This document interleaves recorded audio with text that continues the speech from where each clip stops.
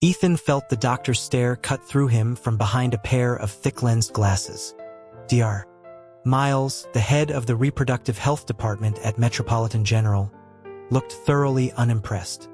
Liam had just calmly announced that he was pregnant, and that Ethan was the father. A disbelieving laugh escaped Ethan's lips before he could stop it. He reminded Liam that as a top-tier alpha, getting pregnant was a biological impossibility. What was he even talking about? Dr. Miles adjusted his position, the worn leather of his office chair groaning in protest. He directed his question at Ethan, asking who exactly was supposed to be pregnant here. Ethan shot a venomous glare at Liam, whose fault this entire humiliating spectacle was. He had already explained everything to Liam, and he thought they had an understanding. He'd agreed to come along for a checkup, a gesture of goodwill. Now, it was clear Liam was just manipulating him. His hands balled into tight fists at his sides. With a sigh, Dr. Miles slid a lab request form across his cluttered desk. He told them to take it and get the tests done. Ethan's eyes caught the names printed on the form and he froze. The doctor had listed Liam as the patient. He pointed this out, a note of triumph in his voice, but Dr. Miles was already sipping from a chipped ceramic mug of coffee.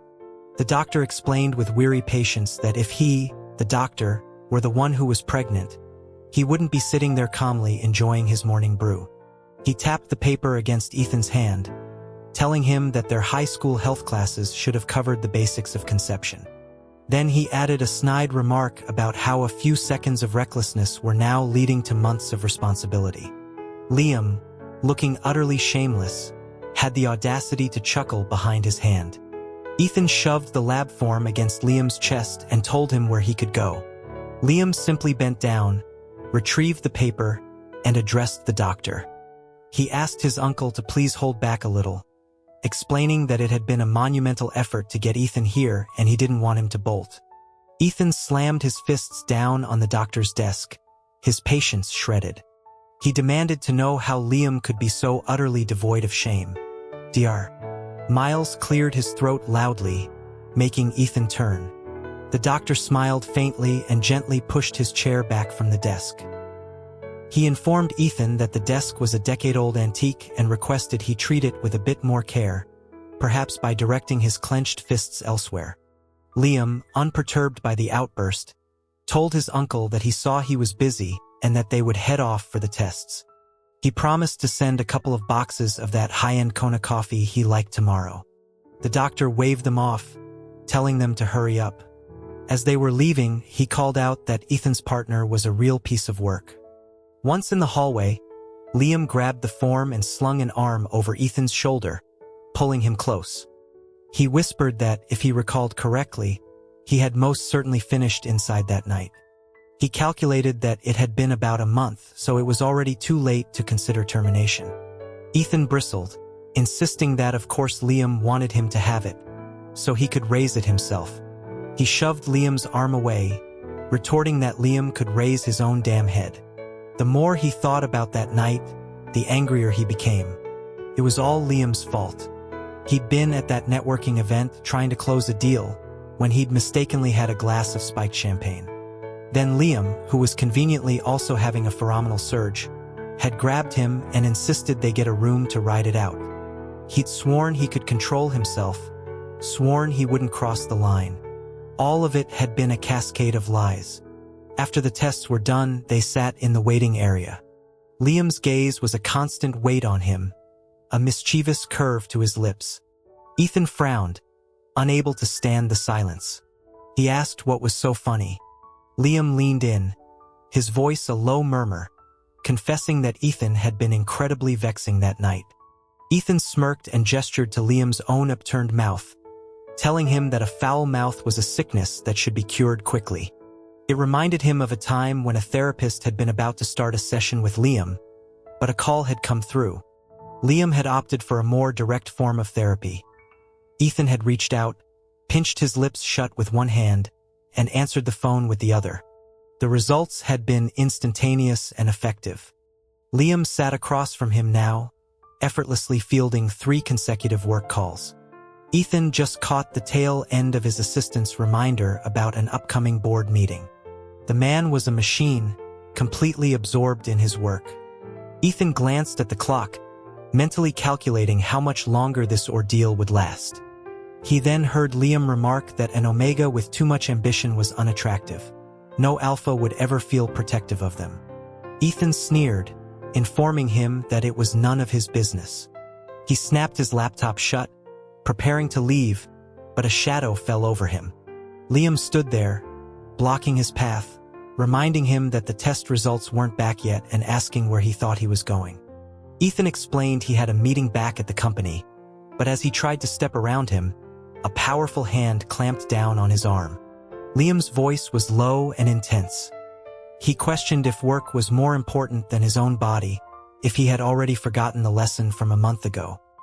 He reminded Ethan how he'd risked his own heat cycle to close a deal with a client who had almost taken advantage of him.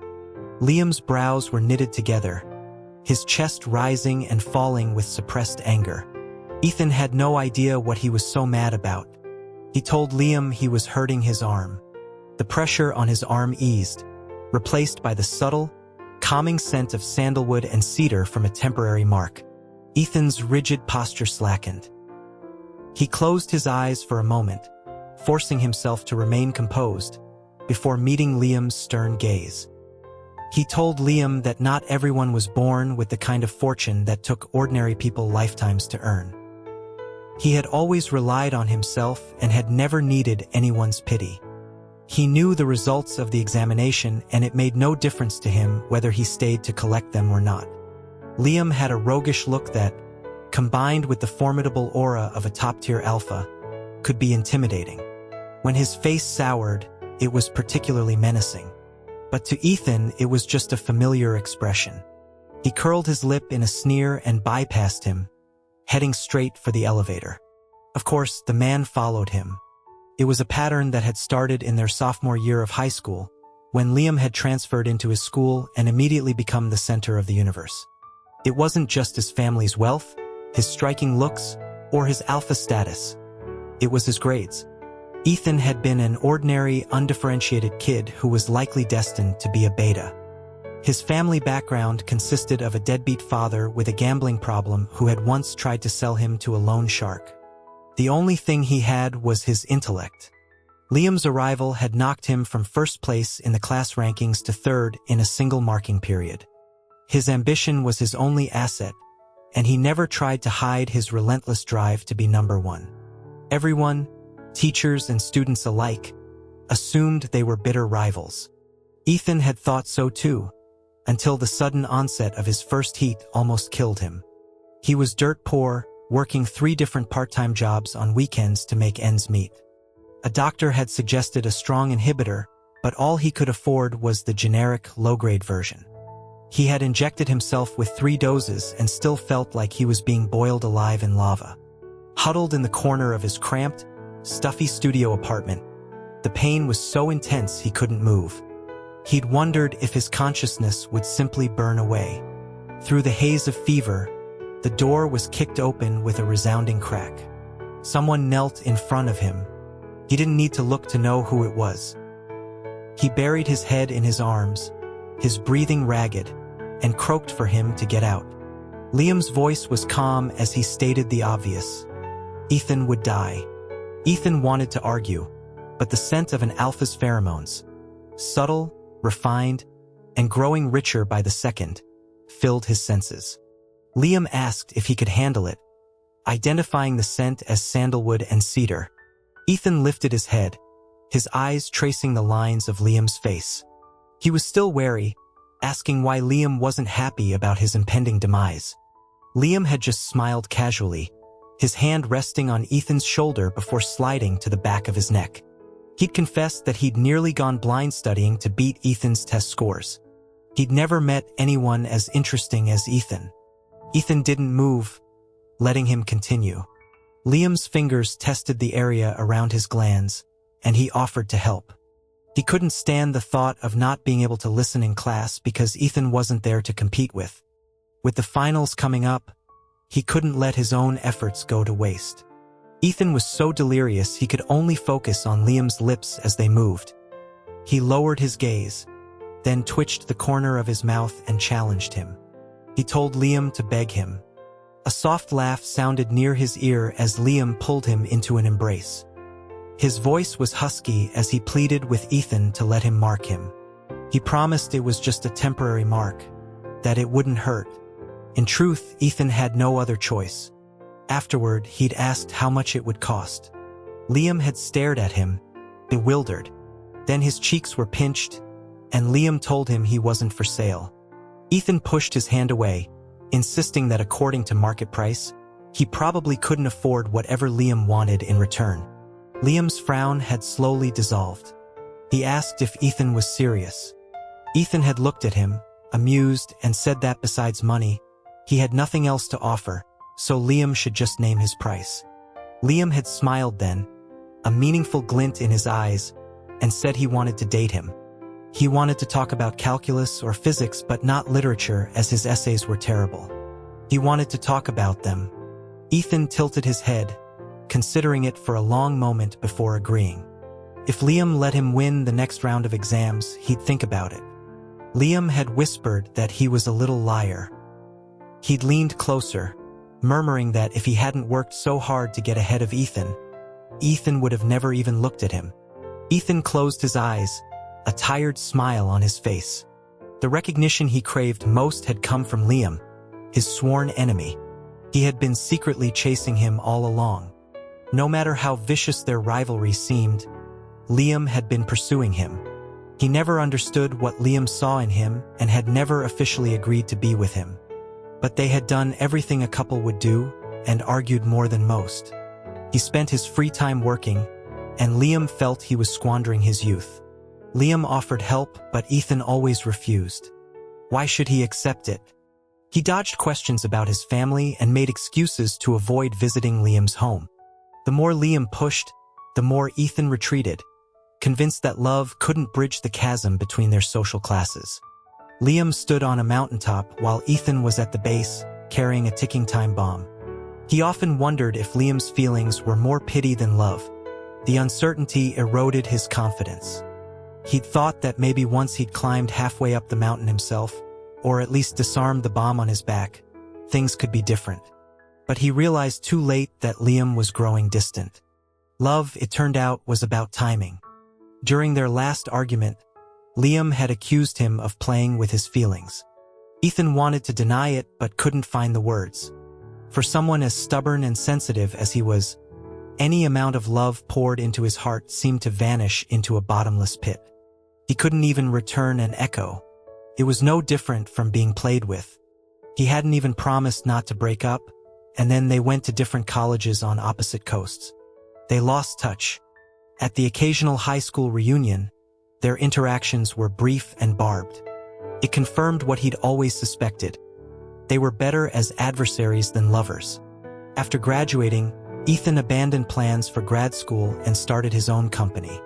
He heard Liam had gone overseas for his MBA and felt nothing. Liam was no longer his benchmark for success. He was on his own path to claw his way up. As an omega with no connections and no one to depend on, his life was a constant battle. A month ago, a major contract with Viridian Pharmaceuticals, a deal his company had been negotiating for 2 months, was finally ready to be signed. The celebratory dinner was scheduled for the day before his heat cycle was due to begin. Normally, he would have taken the day off, but his business partner, Alex, had called in a panic. Alex's wife had gone into early labor. The Viridian deal was crucial for their company's international expansion, so Ethan had no choice but to go. He knew Viridian's CEO had been dragging out the negotiations to test his limits. He'd dealt with worse in his early startup years.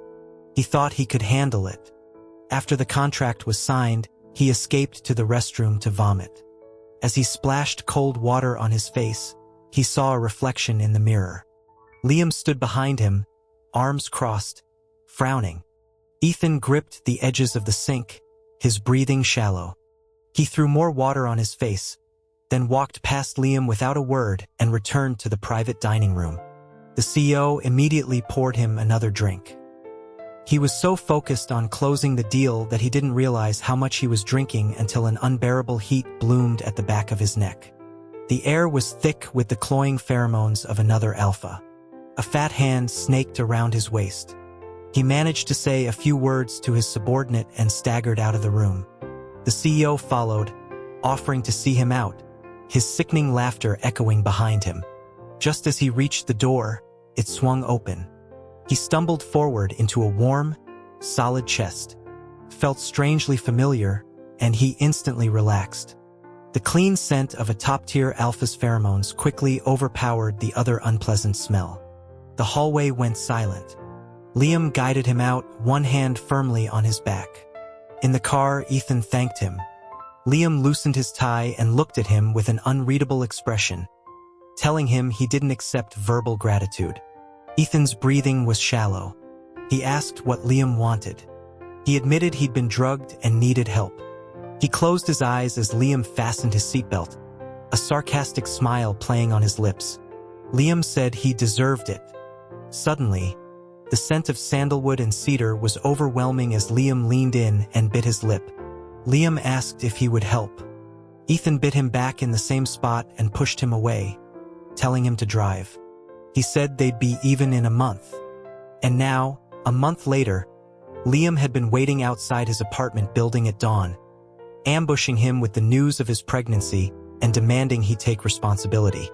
He'd been dragged through a confusing series of medical tests, and now he was sitting in his own conference room, his mind replaying that smug look on Liam's face.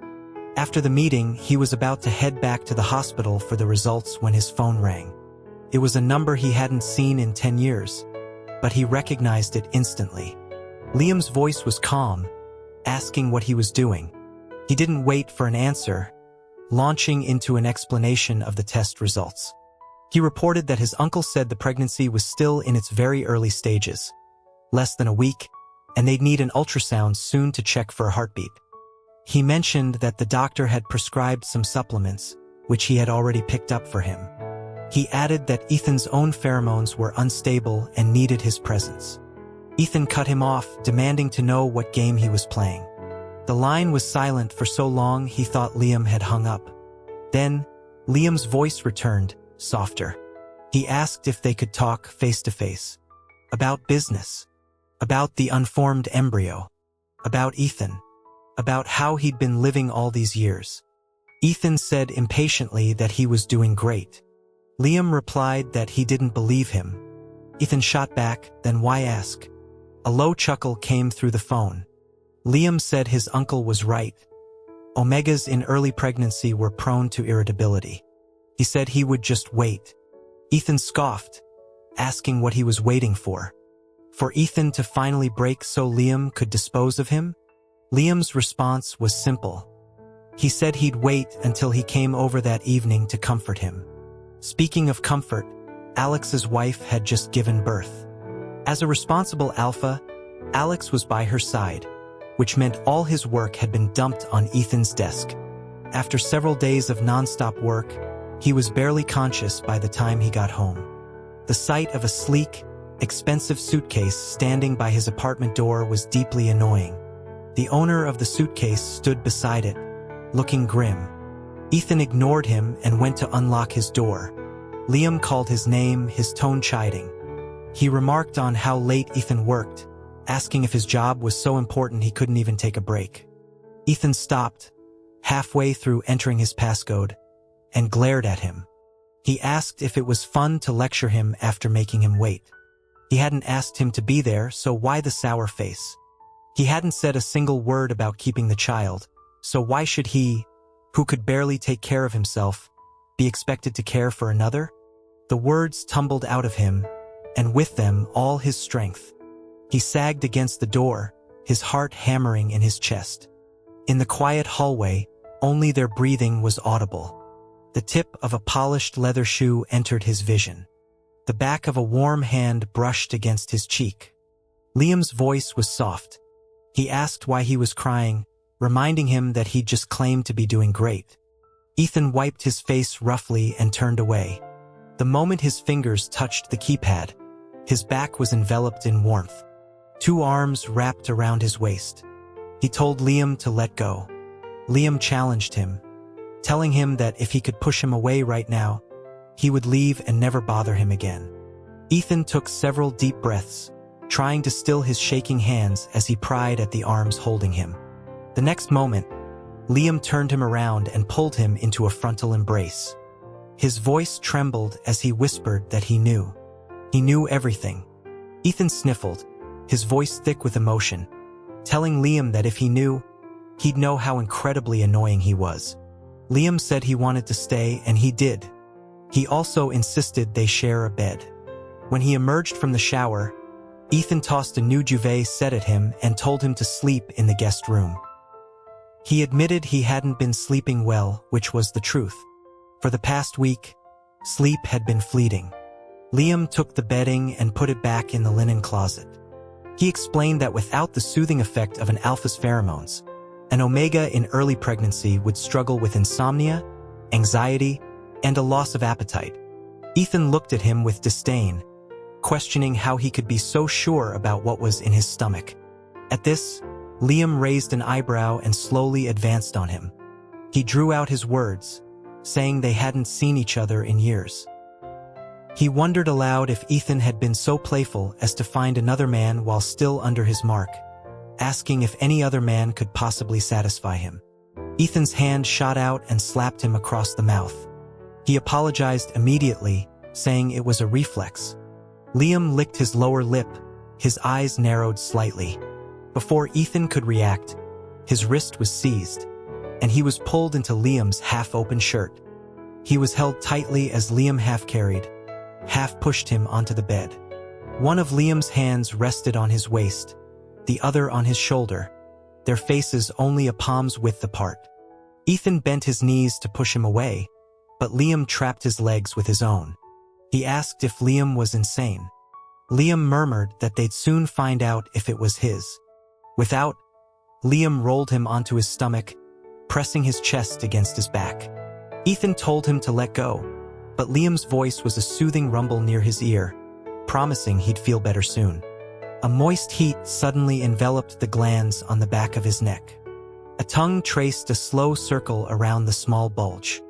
Ethan impatiently tried to push him away, which only earned him a slight sting as Liam bit down gently, slowly releasing his pheromones.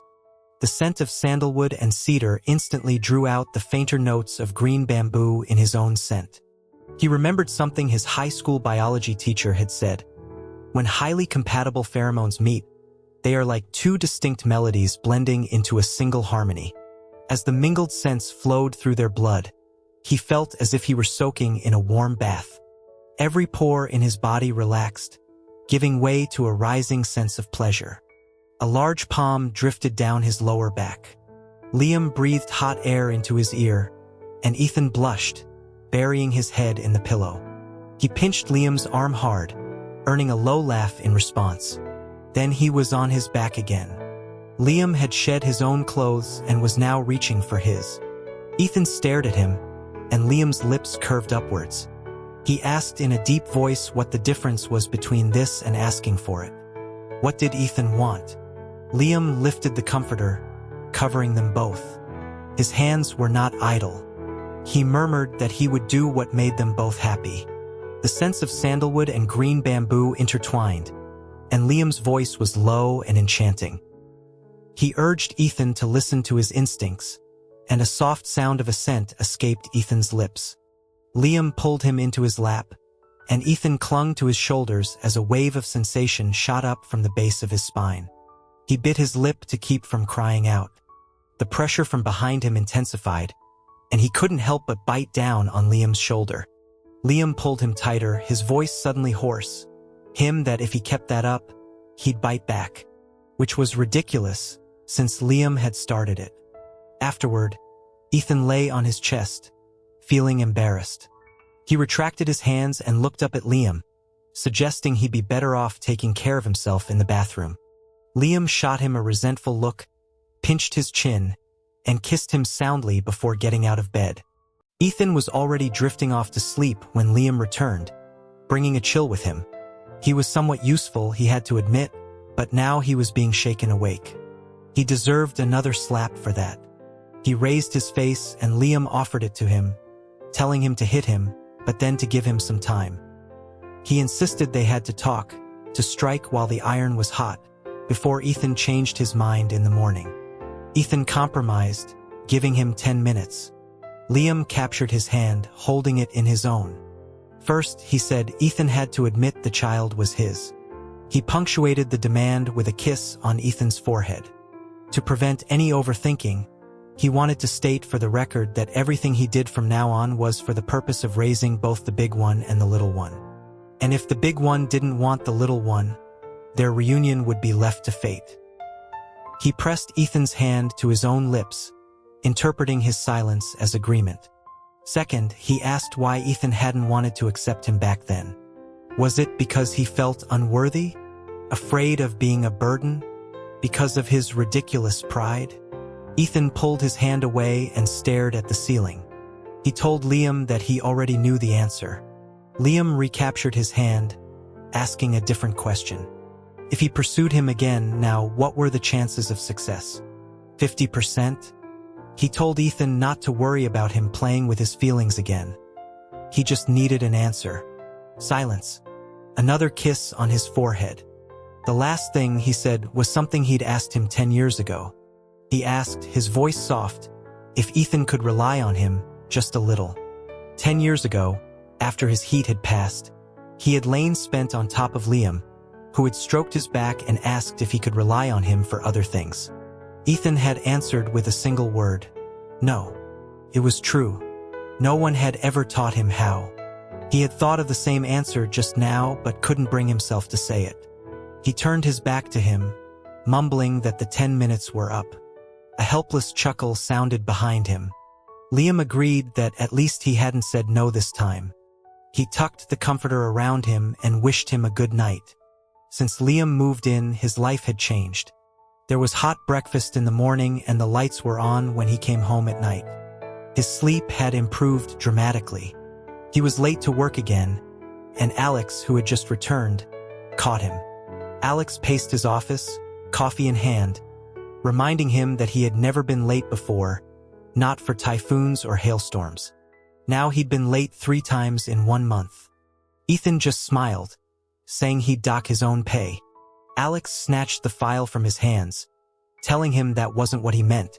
He looked at Ethan, a new expression on his face. He commented on Ethan's healthy complexion and the faint scent of an alpha on him.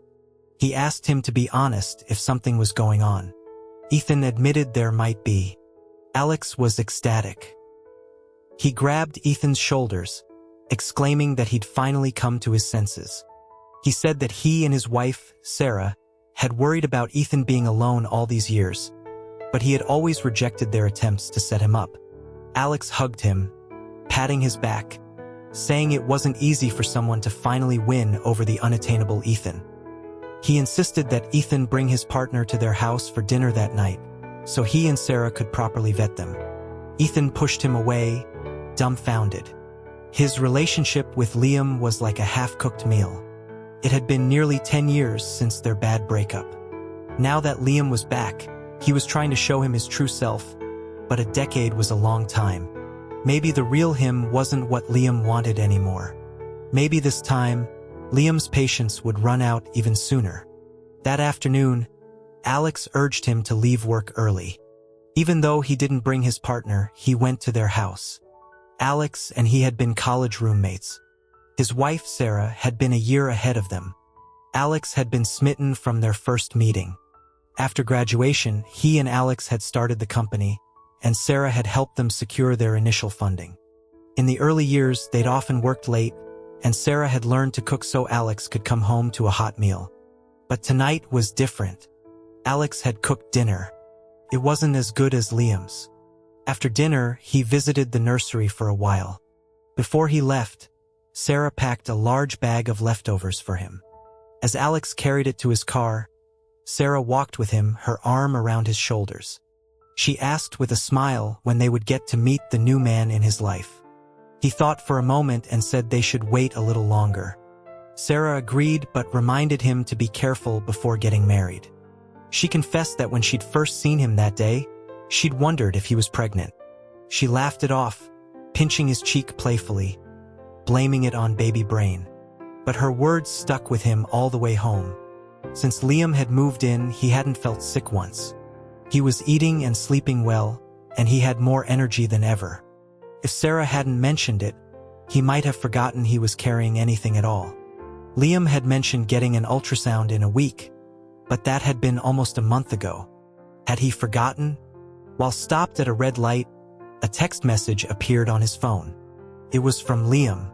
He had made a beef and barley soup and was about to start a video conference. He reminded Ethan to eat it when he got home. The night before, just as he was falling asleep, Liam had asked what he wanted to eat the next day. He had casually mentioned the soup. The light turned green. How could he have forgotten when he was being cared for so thoughtfully? When he got home, the living room and study lights were on. Liam was sitting at his desk, wearing a black shirt and gold-rimmed glasses, looking effortlessly powerful. He was leaned back in the chair, his eyes calm and focused on the screen, radiating the quiet confidence of a leader. It was the first time Ethan had seen Mr. Chi at work. He was handsome. He'd always been handsome. He watched for a moment from the doorway before Liam's gaze flickered towards him. His body reacted before his brain, and he instinctively ducked out of sight. His phone buzzed. A text from Liam. "I see you, Ethan." Another followed. "Go try the soup." The soup was perfectly hot, the broth rich and fragrant. Alex's cooking couldn't compare. He took out his phone and texted back. "It's delicious. Want some?" Liam replied instantly. "No, you eat it." He ate a piece of tender beef, and a memory surfaced. During their last semester of high school, after his part-time shifts, Liam would meet him with a bag of roasted almonds from a street vendor. While Ethan studied, Liam would sit beside him, shelling the nuts one by one and feeding them to him. The taste was exactly the same as the flavor in his mouth now. He had just put down his spoon when a hand tapped his left shoulder. He swatted to his right without looking. An exaggerated groan came from behind him. Liam was clutching his stomach, a look of mock pain on his face. Ethan glanced at him, then copied his expression, doubling over. Liam's panic was immediate and genuine. He knelt in front of him, his eyes wide with alarm, asking if his stomach hurt. Ethan stared at him for a few seconds, then smiled. He was fine. He thought Liam had forgotten. He gestured for Liam to sit on the stool beside him. He asked, his voice serious, if Liam really wanted him to keep it. He pointed out that Liam hadn't mentioned the checkup, and the longer they waited, the riskier an abortion would be, making it more likely he'd have to carry it to term. Liam lowered his eyes, his silence a clear answer. Ethan pressed on. He asked why, if Liam wanted a child so badly, he hadn't just married earlier. There must be a line of people willing to marry him. Liam finally looked up, his gaze locking with Ethan's. "Ethan," he said, his voice low and steady, "if you have this child, you and I will be inseparable for the rest of our lives." Ethan rested his chin on his hand, looking deep into his eyes. How could someone be so utterly persistent?